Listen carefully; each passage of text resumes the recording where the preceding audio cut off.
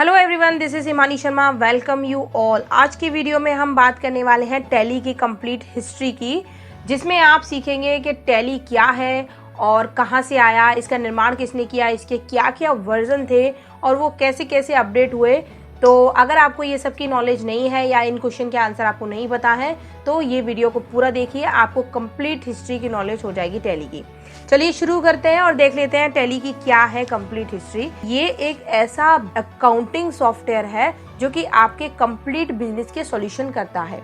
जी हाँ, इसमें आप हर तरीके की अकाउंटिंग कर सकते हैं, चाहे वो ट्रेडिंग हो, मैन्युफैक्चरिंग हो या फिर सर्विसिंग हो, और टैक्सेशन का पूरा कंप्लीट इसमें आप अकाउंटिंग मेंटेन कर सकते हैं। ये जो सॉफ्टवेयर है वो आपके इंडिया के 10 लाख प्लस लोगों द्वारा यूज किया जा रहा है।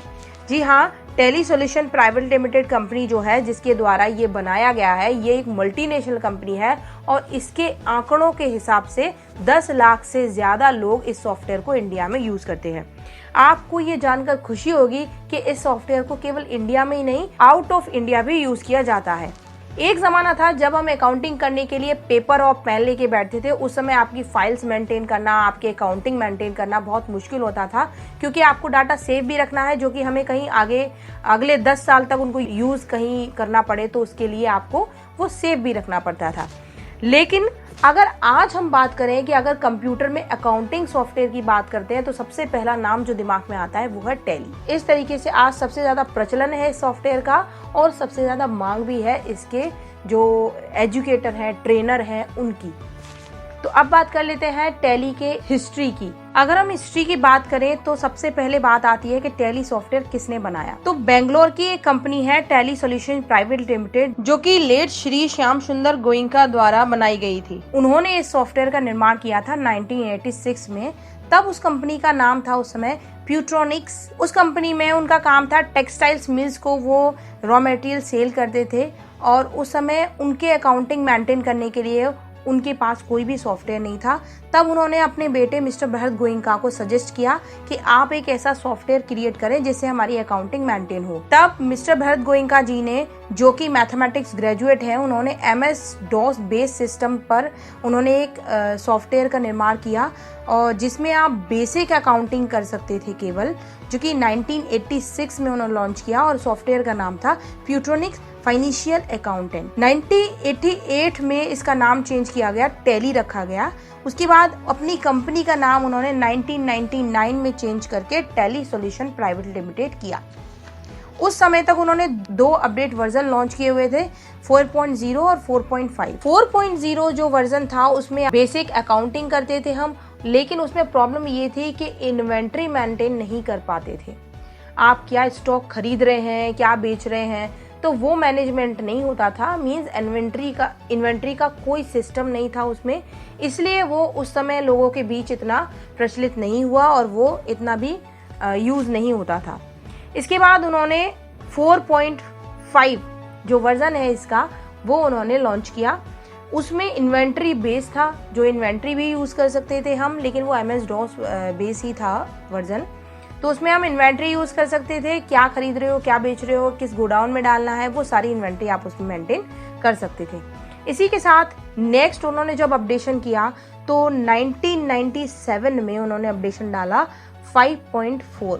विंडोज बेस्ड सिस्टम था ये, पहला उनका विंडो बेस्ड सिस्टम था, उसमें उन्होंने 5.4 में उन्होंने ये अपडेशन किया। नेक्स्ट जो बात करते हैं हम कि 2001 में उन्होंने लॉन्च किया 6.3 वर्जन।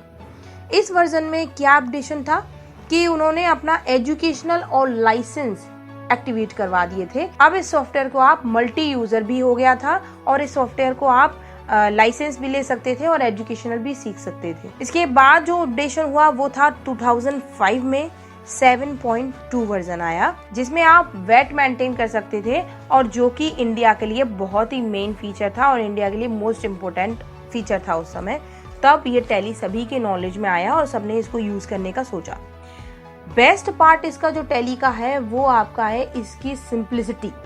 आप टैली को बहुत इजीली सीख सकते हैं, इसकी लैंग्वेज बहुत सिंपल है। इसके बाद 2006 में एक इसका नया वर्जन लॉन्च किया जो कि था 8.1, जो आपके मल्टीलिंगुअल बेस था। इसमें आप अब टैली इंग्लिश के साथ साथ जो देश की कई सारी लैंग्वेज है उसमें भी यूज़ करते थे आप, हिंदी में भी, मलयालम में भी, तमिल में भी। तो ये इसका बेनिफिट था। अब नेक्स्ट बात करते हैं, उन्होंने जो अपडेशन दिया वो था 9.0 या आप 9 वर्जन बोल सकते हैं। नेक्स्ट आपका जो अपडेशन आया 2009 में वो है ERP 9। ERP 9 क्या होता है? ERP का फुल फॉर्म है एंटरप्राइज रिसोर्सेज प्लानिंग, उद्यम संसाधन योजना। तो ये क्या है? आपकी कंप्लीट बिजनेस सॉल्यूशन करता है। अब ये सॉफ्टवेयर आपका, इसमें आप रिमोट लॉगिन भी कर सकते हैं और आप इसमें मल्टीलिंगुअल भी कर सकते हैं, मल्टी यूज़र भी ऐड हो गया, टैक्सेशन भी ऐड हो गया।